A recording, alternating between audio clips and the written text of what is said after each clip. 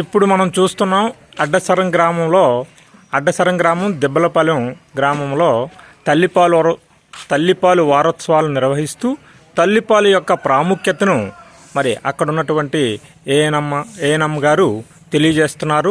అలాగే ఆ తల్లిపాలు బిడ్డకి ఇవ్వడం వల్ల ఎంత ఆరోగ్యంగా ఉంటారు, తల్లిపాలు ఏ విధంగా ఇవ్వాలి బిడ్డకి అనేవి వారు ప్రతి ఇంటికి వెళ్ళి ఆ తల్లికి తెలియజేస్తూ తల్లి బిడ్డ ఆరోగ్యంగా ఉండడం కోసం ఆ తల్లిపాలు ప్రాముఖ్యత చాలా ఎక్కువగా ఉంది అని మరి మన ఏఎన్ఎం గారు తెలియజేస్తున్నారు. అమ్మ, మీరు ఏం చేస్తున్నారు? గ్రామాల్లోకి వెళ్ళి తల్లిపాలు వారోత్సవాలు అంటే నిర్వహిస్తున్నారు, బాగానే ఉంది. ఆ తల్లులకి ఎటువంటి సలహాలు సూచనలు ఇస్తున్నారు?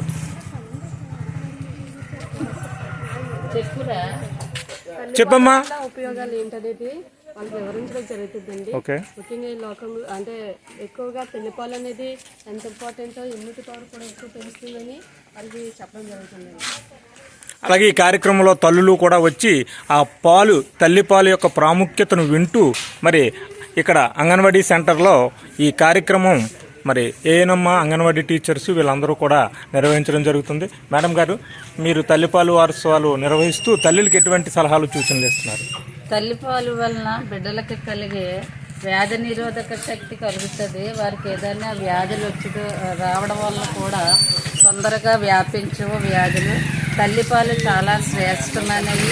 తల్లి డెలివరీ అయిన వెంటనే 1 అవర్లో బేబీకి ముర్రుపాలు అనేది ఇవ్వడం వలన బిడ్డకి యొక్క ఆరోగ్య పరిస్థితి నిలకడగా ఉంటుంది.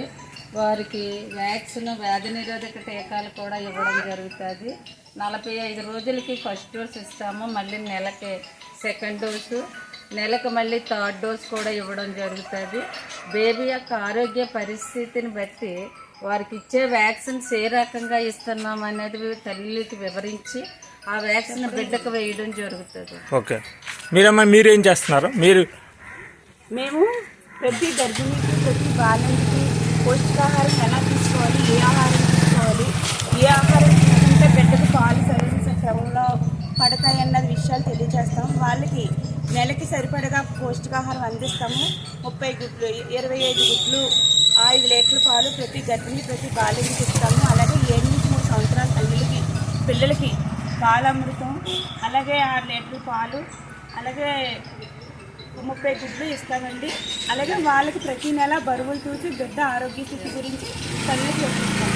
అలాగే ఈ తల్లిపాలు వారోత్సవంలో అంగన్వాడీ కార్యకర్త, అలాగే ఏఎన్ఎంస్, అలాగే ఆశా కార్యకర్తలు, అలాగే తల్లులందరూ కూడా పాల్గొని మేడం గారు అదే చెప్పింది విని ఆ సూచనలు పాటిస్తూ వాళ్ళ పిల్లల ఆరోగ్యంగా ఉండడానికి మరి కార్యక్రమం ఈ తల్లిపాలు వారోత్సవం నిర్వహిస్తున్నారు. ఓకే.